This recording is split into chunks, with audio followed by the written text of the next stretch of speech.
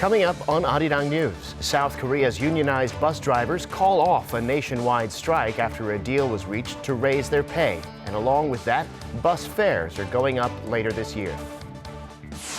Korea's jobless rate last month was the highest it's been for April in 19 years. Manufacturing jobs continue to decline, but also government hiring was moved from April to March.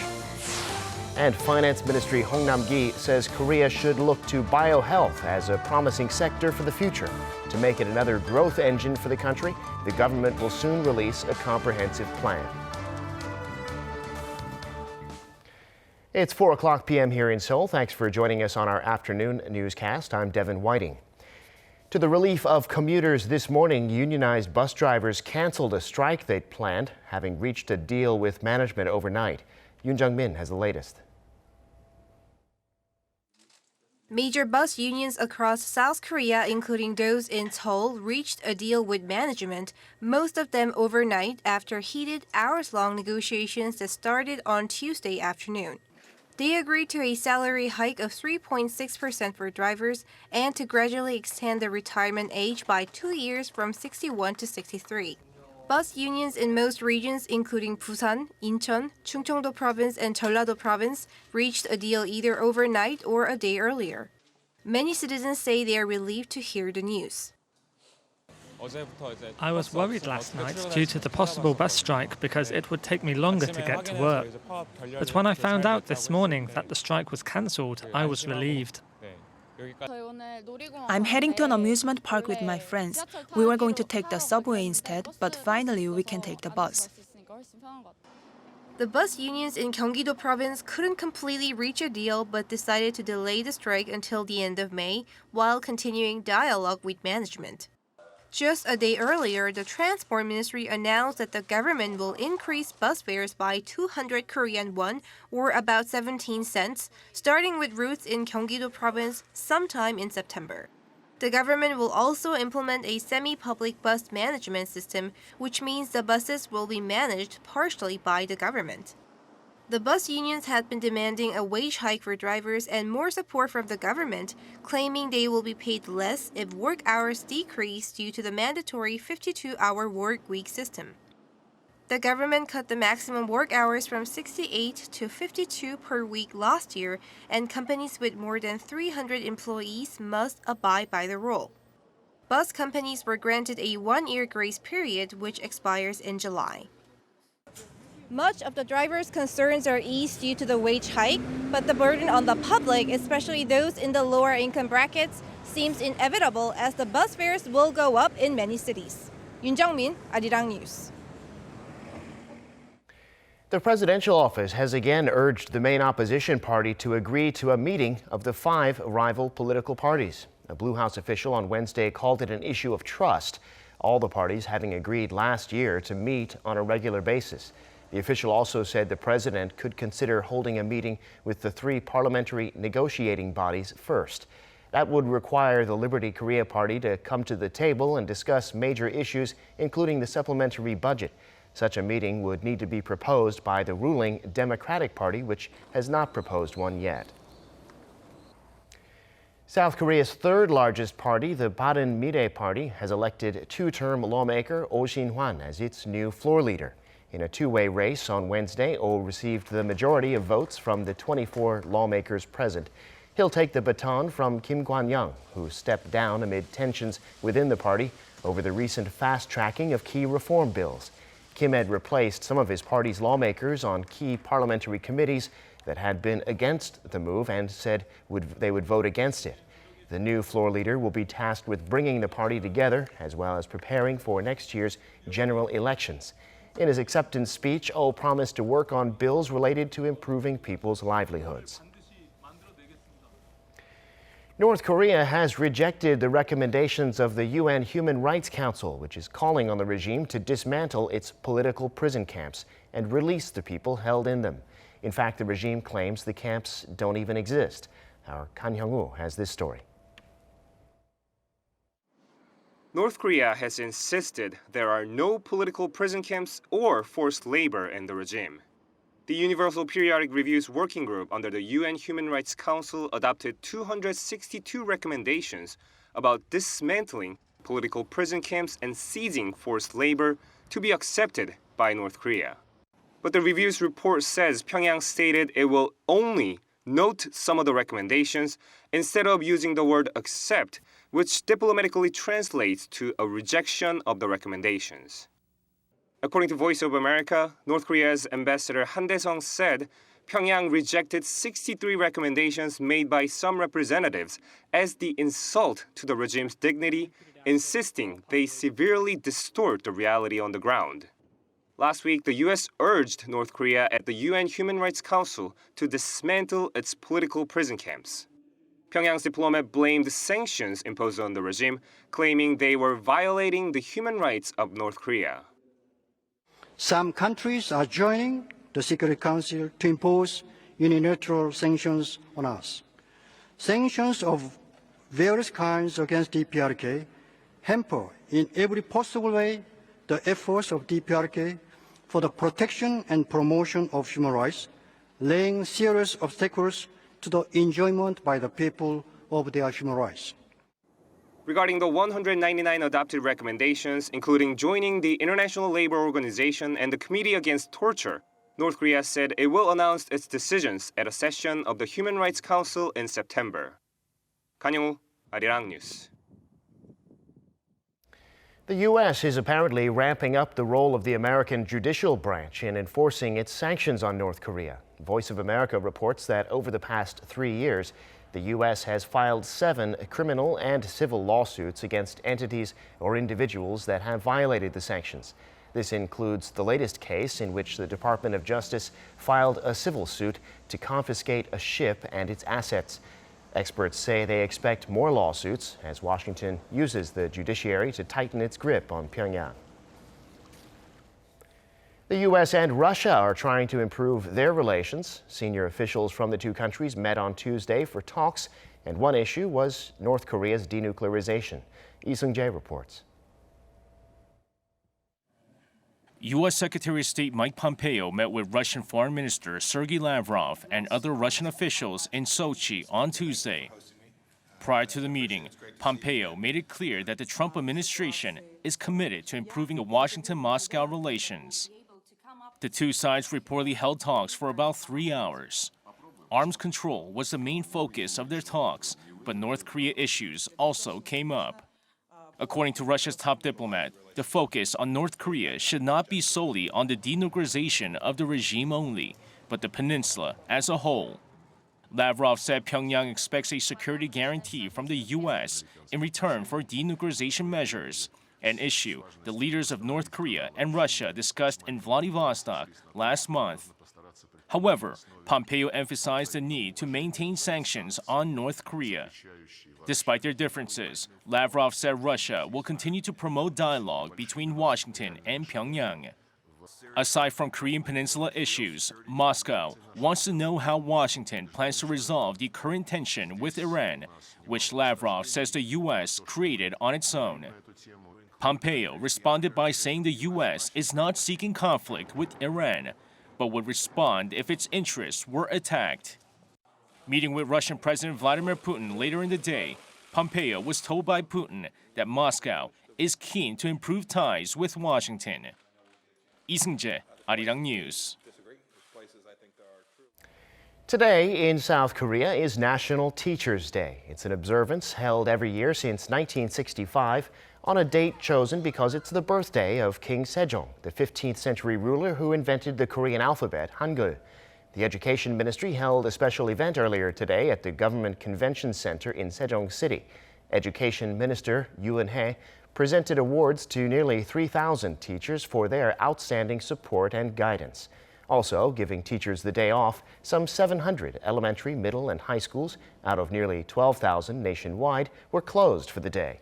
And as a token of appreciation, students have been giving their teachers red carnations. Japan's capital city, Tokyo, is being redeveloped on a massive scale to make the city a more accessible and attractive place to live. Our Won Jung-hwan reports. As the 2020 Olympics approaches, Tokyo is seeing a construction boom. As well as sporting venues, large areas of the city are being redeveloped, with the Shibuya district alone having at least 8 dozen large-scale high-rises under construction. According to a recent survey by Mori Building, around 75 large buildings across the city will be finished in the years leading up to the games. But Tokyo doesn't just want to add to its concrete jungle.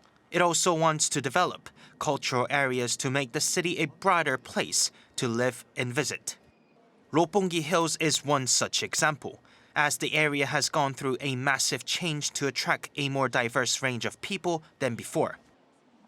Approximately 17 years after Roppongi Hills' official opening, the neighborhood is still a nightlife hotspot. But the area has also actively sought to rebrand itself as a cultural mecca. In the 1990s, Tokyo-based building tycoon Minoru Mori spearheaded the Roppongi Hills redevelopment in an attempt to build an integrated high-rise development in the center of the city that would combine residential, work, retail, and entertainment spaces. Back on those days, there were just a lot of tall buildings, but now the area has a harmony between each of the buildings, forming around art museums and natural parks. People call it the Roppongi Arts Triangle, where 3 major art museums, including the Mori Art Museum on 53rd floor of the Mori Tower, are within a short walk of each other and provide discounts together. In many respects, Tokyo's Roppongi Hills represents a new approach to urban life. The area, which was once an enclave for Tokyo's ultra-rich, now acts as a magnet for ordinary people looking to enjoy cultural activities. The area was regarded as a place only for rich people, but now the perception has changed. Everyone is welcome at this place, from kids to foreigners. Major cities around the world can learn from Tokyo's urban development plans, which have given parts of the city a fresh new image. 원정환, 아리랑 뉴스, Tokyo. The 72nd edition of the Cannes Film Festival opened on Tuesday with the zombie extravaganza The Dead Don't Die, directed by Jim Jarmusch. 21 films will be competing for the top prize, including the South Korean film Parasite, directed by Bong Joon-ho. The festival jury this year is made up of 4 women and 4 men, the first time it's represented both genders equally. The winner of the Palme d'Or will be announced at the closing ceremony on May 25th.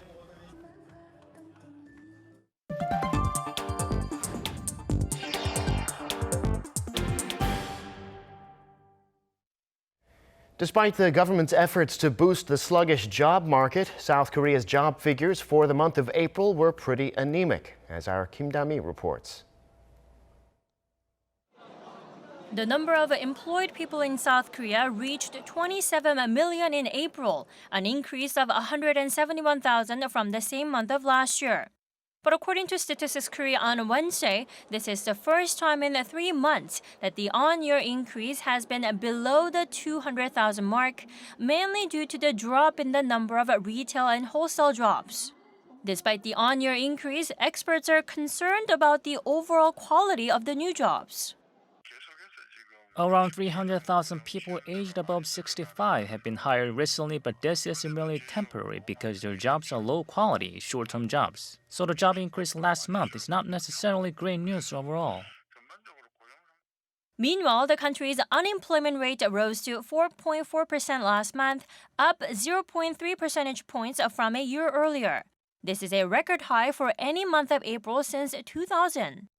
Statistics Korea highlighted that the deadline for local civil service job applications moved from March to April, and that this is a part of the reason for the poor figures for April. The social and technology services sectors accounted for most of the job gains, but the number of retail and manufacturing jobs decreased. The number of manufacturing jobs has been on a decline for 13 straight months since April 2018.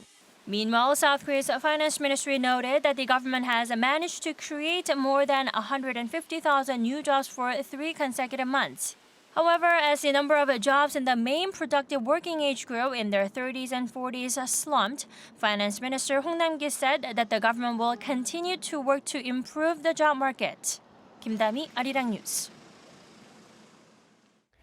Economists at the IMF say further hikes to South Korea's minimum wage would likely hinder the country's economic growth by slowing down short-term employment. The IMF's assessment released this week cites sluggish global trade, especially in semiconductors, as well as the country's slowing employment growth as factors that threaten the local economy. It said the sharp increases in the minimum wage of 16.4% in 2018 and 10.9% this year have likely hurt low-skilled workers' employment prospects. The IMF report advised against another steep hike to the minimum wage and said next year's increase needs to be below the labor productivity growth rate. Now it's time for an in-depth look at markets around the world, including Korea's. And for that, I'm joined on the line by Dr. Hwang Se-eun, Research Fellow at the Korea Capital Market Institute. Dr. Hwang, thanks for coming on today. Thanks for having me today, too. So stocks on Wall Street overnight seem to stabilize after President Trump said that the trade talks with China will continue. All three main indices up, the Nasdaq by more than 1%. Are investors reassured that in the end there'll be a deal? What happened in the markets? In Wall Street, stocks ended higher Tuesday, regaining some of the sharp losses from the previous session, as the market weighed down the impact of the escalating trade war between the United States and China. The reason we are seeing this recovery is because the fundamentals haven't changed and the U.S. economy still remains strong. Ongoing trade flare-ups may continue to swing the stocks in the near term, but I think the market may already have priced a lot of this in. Asian stocks struggled near a 3-month low on Wednesday on lingering concerns over the economic impact of a U.S.-China trade war, although an overnight bounce on Wall Street helped recover some of losses from previous sessions. South Korea's Kospi added 0.53%. Japan's Nikkei gained 0.58%, and Shanghai Composite rose 1.88%. However, investors will have to brace for a protracted U.S.-China trade war.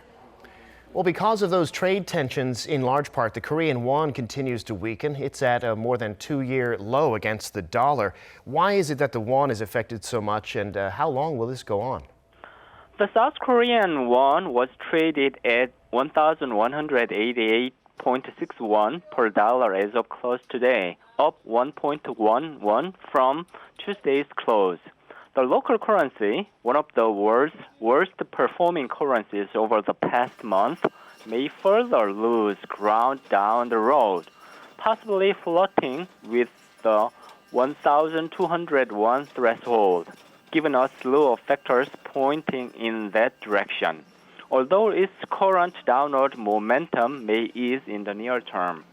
The market sentiment is so risk-averse, and the $1 rate will attempt to further rise. The Korean won has been on the weak side since the U.S. and China reopened a trade dispute. Adding further downside pressure on the currency is the country's weaker than expected economic performance in the first quarter. Investors will need to pay more attention to such factors as the Chinese yuan's moves, foreign investors' actions on the local stock market, and the currency authorities' response. Well, shifting gears here, as we heard just a minute ago, we now have the jobs figures for April. More than 170,000 people hired last month, but at the same time, youth unemployment, for example, at an all-time high of 11.5%. What effect, if any, do indicators like this have on local stocks? South Korea's jobless rate rose to 4.4% in April. Government data showed Wednesday, in the latest sign of a weak job market amid an economic slowdown. The unemployment rate increased 0.3 percentage point from a year earlier, according to the data compiled by the Statistics Korea. It also marked the highest level for any April since year 2000, when the corresponding figure stood at 4.5%. If employment shrinks, it will lead to a slowdown in the economy along with corporate earnings growth. This is expected to have a negative impact on the Korean stock market, but the stock price has already been priced in. Thus, further downward price pressures from the weak job market are limited. Okay, got it. Well, that's where we'll have to leave it today, Dr. Hwang. Thanks again for coming on. We appreciate your insights. Thank you very much. South Korea's finance minister says the next promising sectors of the economy could be biohealth, including its ICT and medical personnel. Chairing a meeting Wednesday aimed at revitalizing the economy, Finance Minister Hong Nam-gi said the government will soon lay out a comprehensive plan for innovation focused on R&D, marketing, and deregulation. He said biohealth is a promising industry that grows an average of 5.4% a year and is predicted to reach a global market size of up to $10 trillion by the year 2022. And things are about to get a lot easier for South Korean pharmaceutical companies when exporting their ingredients and products to the European Union. Kim Yo-sun explains. South Korea has been added to the EU drug whitelist, a move that's expected to boost the country's exports of pharmaceutical ingredients and products. The decision was reached by the European Council on Tuesday, about 4 years after Seoul applied in early 2015. It certifies that South Korea's medicine-related manufacturing and supervision standards comply with those of the EU. Such a move is expected to streamline the process for the Korean pharmaceutical industry to access the EU market, which accounts for 31% of South Korea's pharmaceutical exports. Seoul's Ministry of Food and Drug Safety forecasts it will save up to 4 months in the export process. The ministry says it will strengthen global cooperation to expand entry into the global market based on the high quality of South Korea's medical goods and participate proactively in international exchanges. South Korea becomes the 7th country to get on the whitelist, following other nations including the US, Japan, Brazil, and Australia. Kim Yo-sun, Arirang News. The U.S. is preparing a new list of $300 billion worth of Chinese imports to be hit with tariffs of up to 25%. But President Trump says trade talks with China have not collapsed, and he called the escalating trade war a, quote, little squabble. In his tweet, Trump was confident about getting a good deal for the U.S., saying, quote, China will be pumping money into their system and probably reducing interest rates, as always, in order to make up for the business they are and will be losing. Negotiations stalled last week, but Trump and Chinese President Xi Jinping could resume the talks when they meet at a G20 summit in Japan late next month. A growing number of retail stores in Korea are letting customers in around the clock so they can browse and shop by themselves. No salespeople or cashiers at all. Kim Hae-sung reports. Using a credit card to verify their identity, customers can enter a jeans store that has no employees. Customers can freely look around, try on the clothes, and then buy them to go or get them delivered. Open 24 hours, people can come to shop anytime they want. Located in Hongdae, visitors come after work or a drink. They can also choose a pair of jeans and get it delivered the very next day. No need to carry it around. Since opening last October, sales have continued to double on month. Called untagged marketing, meaning no contact, these stores avoid face-to-face contact between the seller and buyer. They are growing rapidly in Korea and across the world, from Amazon Go stores that have no cashier to movie theaters and restaurants where customers use touchscreens to choose what they want and pay the bill. In most stores, sales assistants usually follow me around, asking me what I want. It makes me a little uncomfortable, but in self-stores, I don't have to feel pressure to buy a product that the sales assistant recommends. I can just look for goods I had in mind myself, try them on for myself, and see what really suits me. According to a survey by 대학 내일, 1 out of 4 Koreans in their 20s prefer messenger chats to face-to-face conversations. Millennials, the so-called mobile generation, those in their teens and 20s, rely heavily on smartphones. They are more individualistic and want speed and fast transactions. Eating alone, drinking alone, and shopping alone, instead of people-to-people services. This is becoming a global trend. The rising minimum wage, which went up by double digits in the last 2 years, is also pushing retail owners to adopt untagged marketing services in Korea. While this untagged marketing trend is set to grow even further, experts also warn that it could lead to job losses and an untagged divide, leaving behind those who are not familiar with the new technology. 김혜성, 아리랑 뉴스.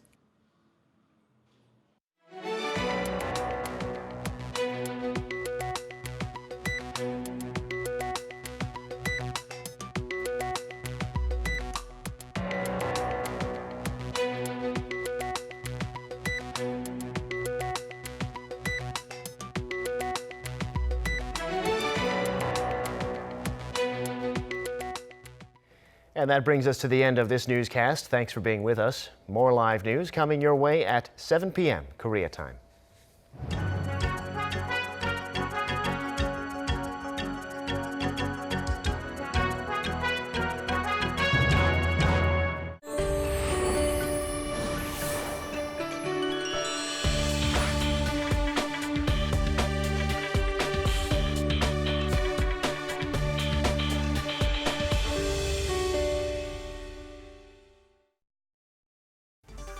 It's been 2 years since South Korean President Moon Jae-in was sworn in as the country's leader. Many changes and reforms